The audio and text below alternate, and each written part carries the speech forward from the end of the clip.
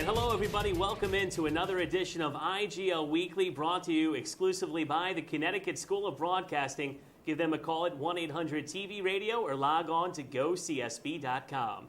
We're tomorrow's broadcasters today. I'm Sean Brown alongside Eric Hauser and Darren Winberg. Good to see you guys. Good seeing you, man. Week number 9 in the IGL was known as Call-Out Week. What's that about? Yeah, did the big dogs get called Somebody out? not go to school? Yeah, someone called out the big dogs. They got what they asked for, and it's going to be a great, exciting week.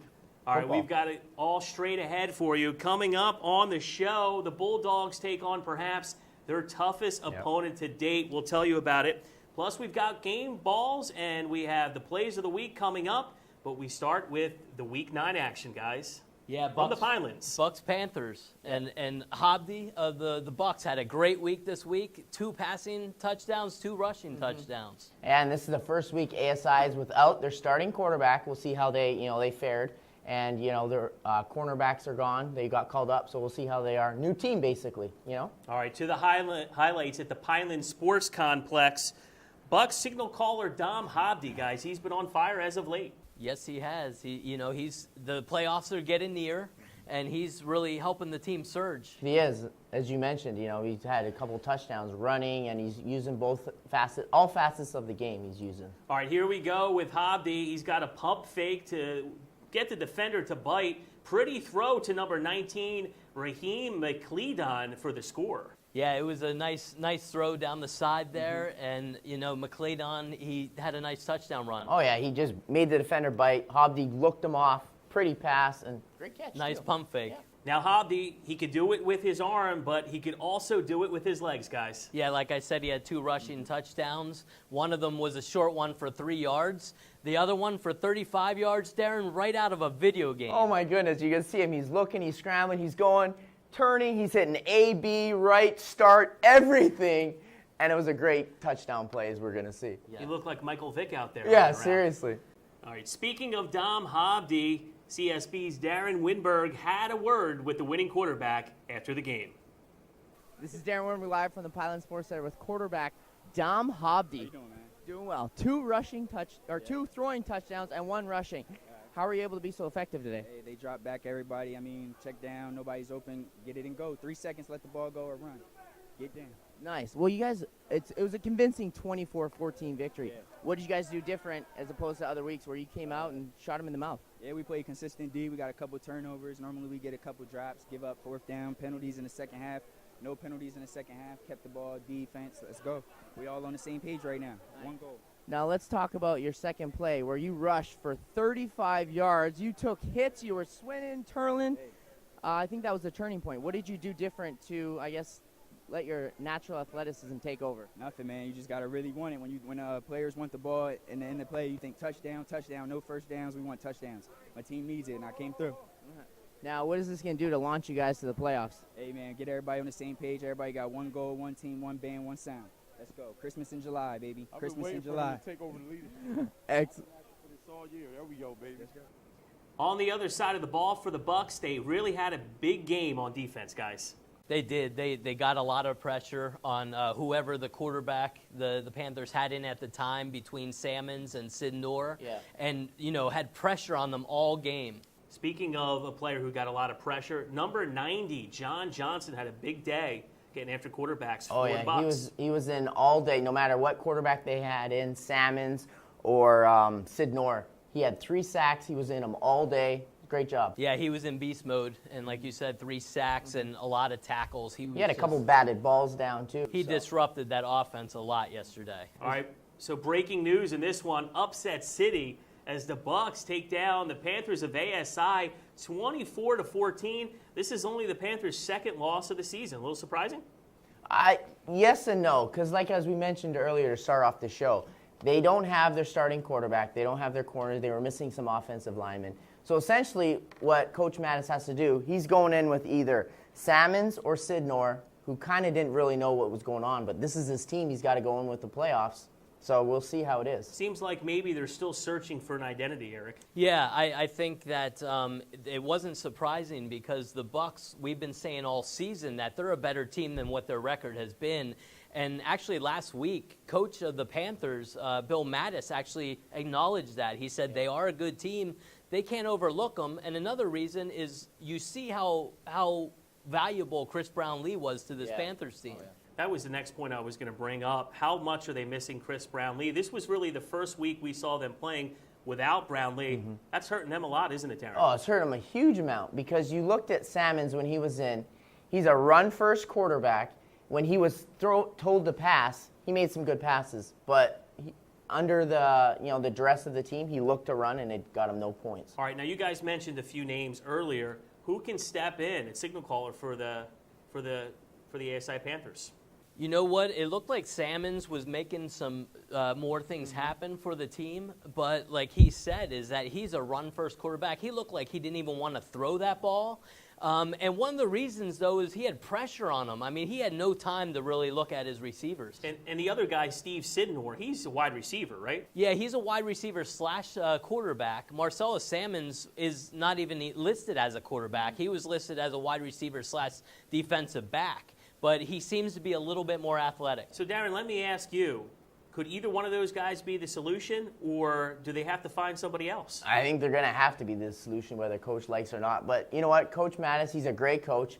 He will adjust, and you know what? We'll see how it happens. But I'm not that worried about him. You know, they'll figure it out one way or the other. They are a talented team. They have a good team. Yeah. They have a good team, but have we seen Foxworth back yet? Not yet.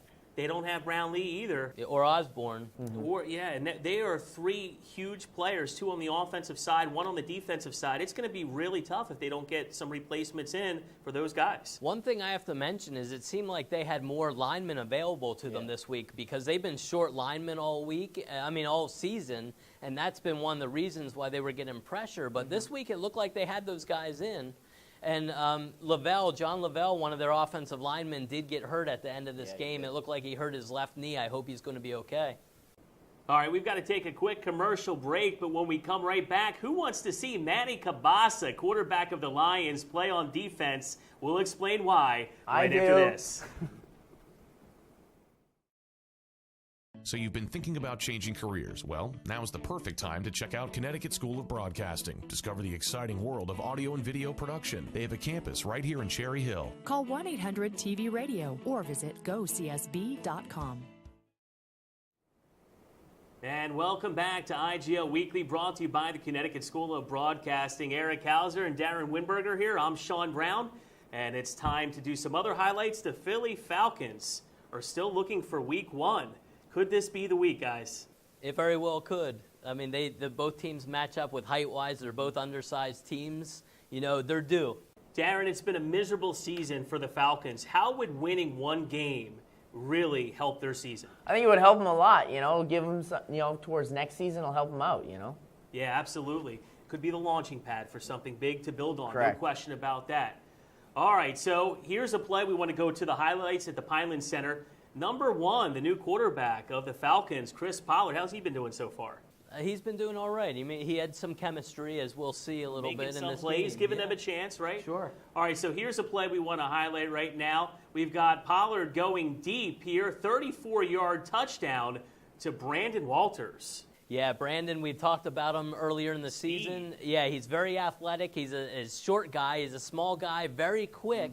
He flies around on both sides of the ball, and he's even played quarterback this season a little bit. And he beat one of the best Camden defenders, Josh Boyd, who I love, and he just blew right past him. So I was surprised about that one. Boyd's definitely one of the top players in the league, I think.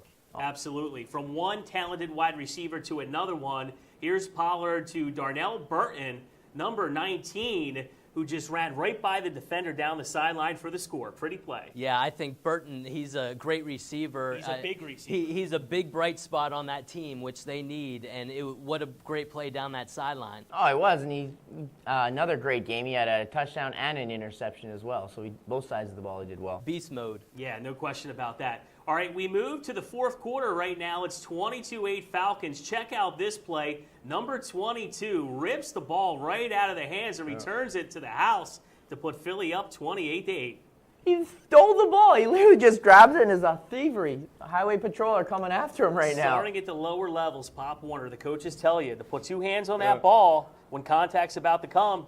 Didn't happen. Yeah, what happened is that it was a kind of questionable snap. And Kabasa and the number 36, his name is Jason Singletary for the Lions. Yep. The ball hit his elbow. So the ball dropped on the ground. He dropped on it, grabbed it. Here comes number 22, the Falcons, and literally just steals the ball from him. And then kept running with it. Yeah, and scored the touchdown. And that basically put the game out of reach. Final score, 34-20. Congratulations to the Philly Falcons organization. They get their first win of the season, and it couldn't have come at a better time, Eric. It's a big win for them. You know, we've talked about them earlier. They've struggled all season. They're having problems getting used to this arena football, as we've talked about before. Now maybe some things are starting to come together for them, and it might be just in time, just in case they can somehow make the playoffs. You know, you never know. It's a big morale boost, too. You know, you move forward. Any step forward is positive, right? Sure is. And after the game, they were so excited after their first win, and rightfully so. Somebody on the bench of the Falcons was doused with a Gatorade bath. Yeah, the head coach of the Falcons, Christian, he got doused with it. He wasn't too happy. No, it might have been quarterback Pollard, number one, who did it too. But there was some displeasantries. We heard some things on the bench like, you don't do that. You know, it's not the Super Bowl. First win. But the reality is you got a lot of players who were very excited over there. Yeah, it was a big win for the team. You can tell they were excited about it. I love the mentality of the coach, though, because, I mean, the season's almost over. They're just getting their first win now. I like how he's getting it into these players' heads, not to get cocky over it because, you know, they've had a rough season. Let's build on it, and if we can put a few more wins together, then we'll get excited. Yeah, he's putting in perspective, and that's what these players need. And that's what a good head coach does. Julio Perez, who was the quarterback earlier in the season, didn't have a lot of time. That was well documented.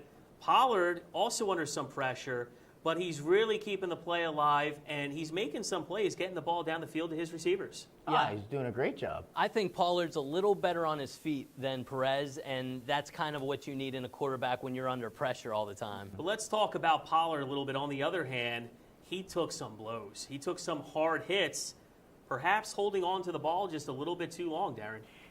You could say that, but in the same token, he's not getting a lot of time. He's not a traditional quarterback. He did come in. This is his third week playing. So kind of got to give the kid a break. He's going to get hurt, though. I mean, the one tackle, he basically got drilled into the turf on his back. That was scary. I didn't even think he was going to get up. Well, he definitely has to. He's got to have a clock in his head, and it's got to be sped up because if you know you're going to get pressure on it, you got to get rid of that ball. And you kind of heard that sentiment from the bench, Eric. They were telling him, get rid of the ball a little bit quicker. Yes, and that's what he's got to do. He's just holding on to. I understand, Chris, that you're getting a lot of pressure. But it doesn't matter if you throw the ball away. I mean, it's better than getting a sack. It's better than getting hurt. Get rid of that ball. That's right. But, Chris, you're making it happen. You're making plays for your team, so good job there. Now, speaking of big hits. Man, it was there were some great hits in this game. One of them was number 5 of the Falcons just leveled Boyd, which is one of the best players of the Lions. I mean, it was a shot. It was a shot. No question about that. All right, not a good day at the office for the Lions. What was the reason for this? Short-handed. You had Kabasa playing defensive back. It's an 8-on-8 league. They had 8 guys on the bench. That's not going to be good for a team. They had 8 guys on the field. They had 0 guys on the bench. Yeah, there you go. Correct me wrong. 8 guys. Well, they actually had 1 guy on the bench, but one of the players kind of got hurt, so that was it. I mean, they're an undersized team. We've talked all season about them having a lot of heart, and they do have a lot of heart.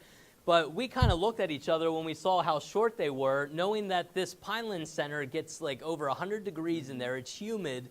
And for each player have to play every down, defense and offense, I mean, that's going to wear you down. Yeah, and, I see a quarterback in Manny Kabasa. I think he's a good quarterback. I really do. I think he's trying to do it all by himself. He absolutely has 0 time. Can we dispute that? No, Yeah, not at all. We're not disputing that. He's running around back there. He's got to watch his cuts, too, because I'm worried about his knees when he's kind of darting back and forth there. But he's just running around trying to keep a play alive. He doesn't have a lot of time. And here's a guy that clearly looks like he needs some help. Yeah, he's probably one of the most athletic people on the team, obviously. And I love the fact that he looks like Polamalu when he's flying around there. He's got the Polamalu hair. Yeah. And here he was playing defense like Polamalu. Probably not as good. Is he doing any ads for Head & Shoulders? He should be. Ensure that hair, Manny. Well, coaches also said unless the offensive line doesn't play, Kielbasa's not going to play very well. All right, we got to move on. And now to the most anticipated matchup of the season. We've been calling for this for weeks. We've been saying, why hasn't it happened? Well, in week 9, it finally happened where the Bulldogs and the Steelers came head-to-head, guys. They did, and hopefully, like every big matchup, is it going to live up to the hype? Well, that's what I want to know. Do you think it will, Eric? I think it will. I mean, the Steelers are one of the best teams in this league, and Henry Racich told us that they're not dodging the Bulldogs. They're welcome to play them. All right, if you're a fan who loves offensive football, you're in for a special treat. It was a historic day for quarterback MJM and Dijon Thomas, and the electricity was definitely thick in this game. You could cut it with a knife, fellas. It was awesome. It was awesome. Here's a sample of the offensive damage Dijon Thomas did. Take a look.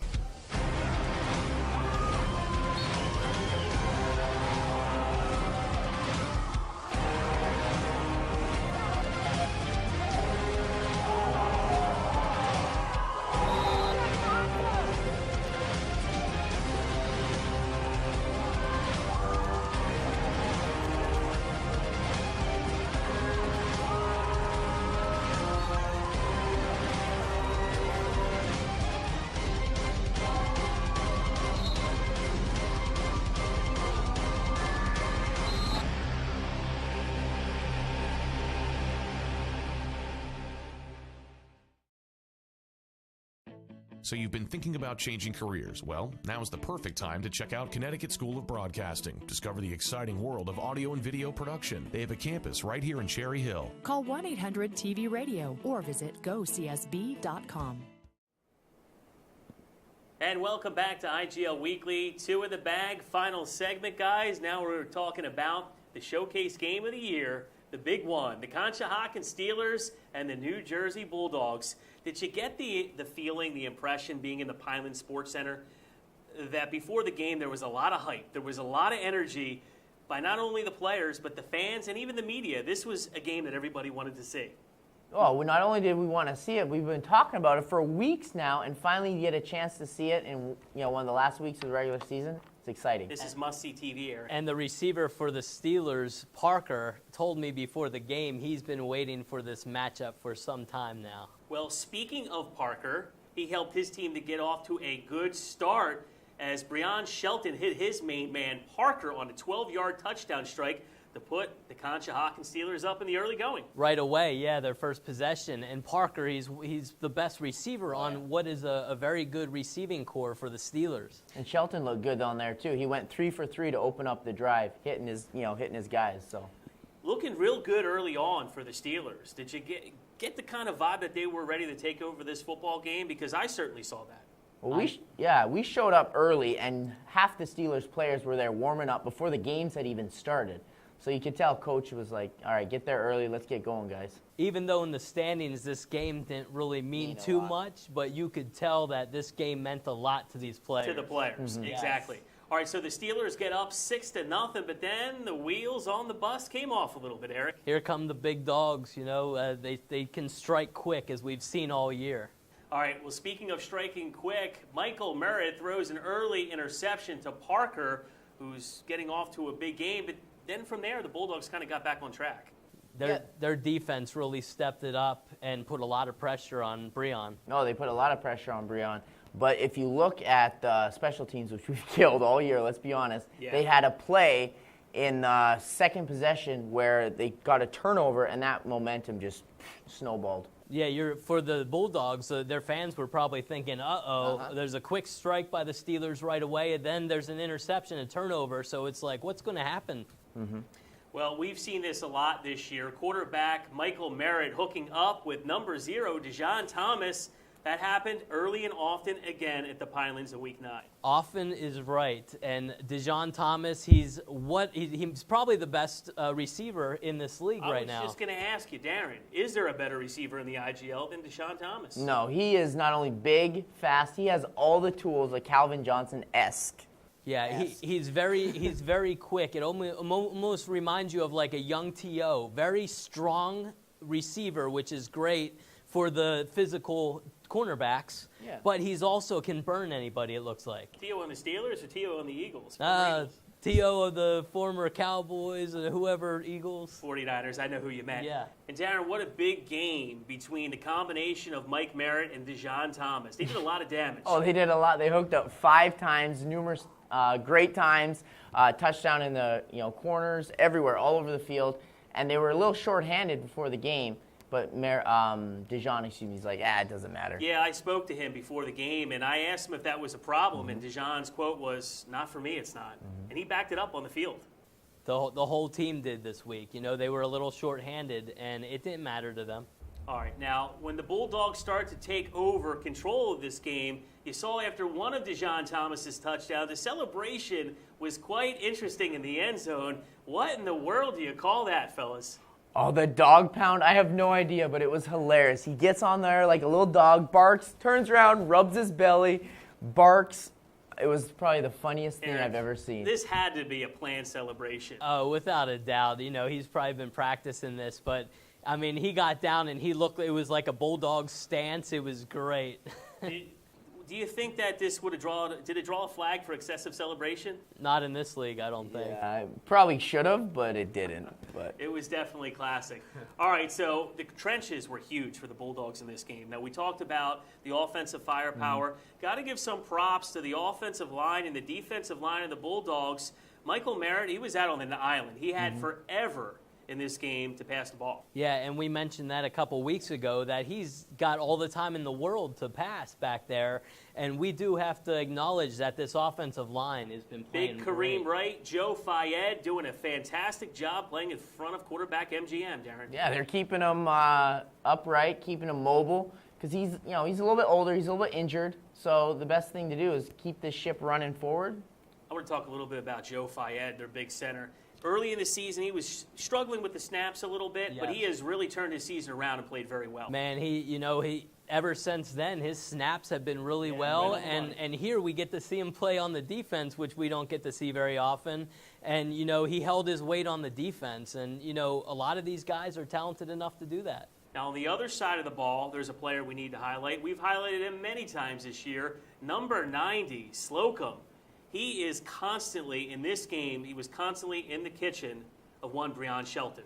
Yeah, he was, and it's hard to say that there's a better rusher in this league than Marquise Slocum. I know last week you mentioned he was your MVP, as opposed I had Breon Shelton, my quarterback of the year, and he had no time with the way Slocum was running in on him. Eric, he's constantly getting pressure. He penetrates that line, and even if he doesn't get to the quarterback, he is pushing the center into the opposing quarterback. He's really getting there just about every play. He is, and he's the one player in this league that I think everybody would agree with that should be playing at a higher level. And like I said last week, I'll be shocked if he's not next year. Along with Dijon Thomas as well. Oh man, he's what a receiver he is. But you're right about the offensive and the defensive lines. They really stepped up.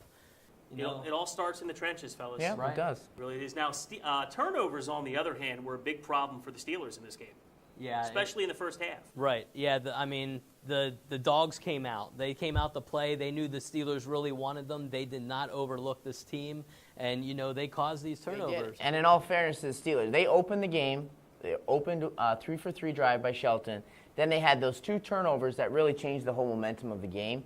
And if you look at that, the Bulldogs got all their points based on those turnovers in the first half. 24 unanswered points. Yeah.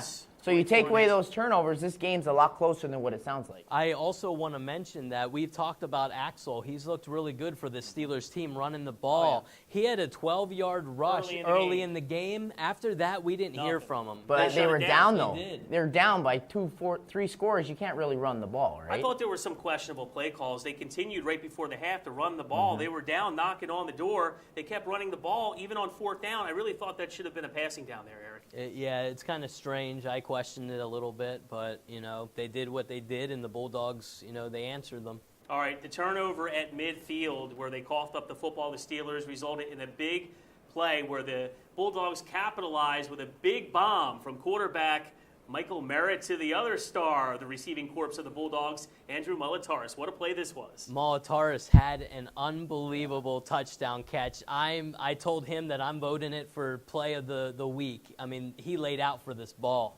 It was a pretty throw, but Better catch. Right. Better catch. No question about it. All right, so the Dogs win this one by the final score of 50-22. It wasn't close. Ooh. It wasn't close. In the end, they go to 9-0 in the season. And what went wrong for the Steelers, guys? Turnovers are the biggest thing for one. And two, the offensive line didn't really help out Breon at all. Turnovers definitely changed the momentum, Eric. What I've noticed, though, earlier in the year is when Breon gets pressured, Henry Racich and I had talked about this before, he starts throwing off balance. Yep. And once that happens, he has trouble getting himself together. And then when you have big Marquise Slocum and Aston Wilder in your face the whole game, I mean, it's tough. That's a good point. Now, one thing I want to bring up before we're out of time is, the Steelers were arguably the second best team in the league underneath the Bulldogs. Well, they got beat pretty handily by New Jersey. What do they have to do to get closer? They need to somehow stop this line, stop Slocum from penetrating. I mean, nobody's been able to do this all year, and I don't know how they're going to be able to fix that. They limit the turnovers. They get the lead. They continue the game plan. Run the ball with Axel. They'll be fine. All right, speaking of the ball, it's time for game balls. Thank you, Eric Harkins. I saved you there. My game ball goes to both the offense and the defensive line of the New Jersey Bulldog. They were stellar in the trenches all day, and that really set the tone for what they wanted to do offensively, Eric. And I'm going to let you go first. Who's your game ball? Dejon Thomas, 5 touchdowns, and most of all, that amazing touchdown dance. I love it. I'll tell you, if he didn't get the 5 touchdowns just alone on that celebration, oh my God, yes. Well, I knew you were going to take Dejon, so I'm going to take Mike Merritt, 6 touchdown passes today.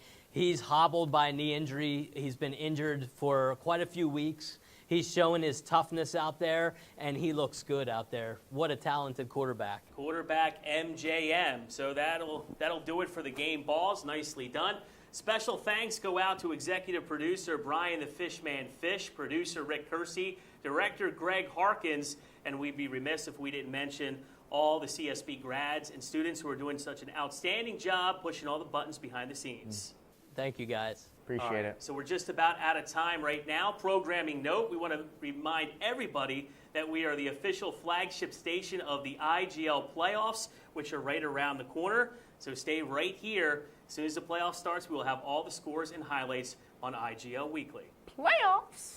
All right, we are just about out of time right now. For my colleagues Eric Hauser and for Darren Winberg, I'm Sean Brown. We'll see you next time right here on IGL Weekly, brought to you by the Connecticut School of Broadcasting. Take a look at the top plays of the week. So long, everybody. Have a good week.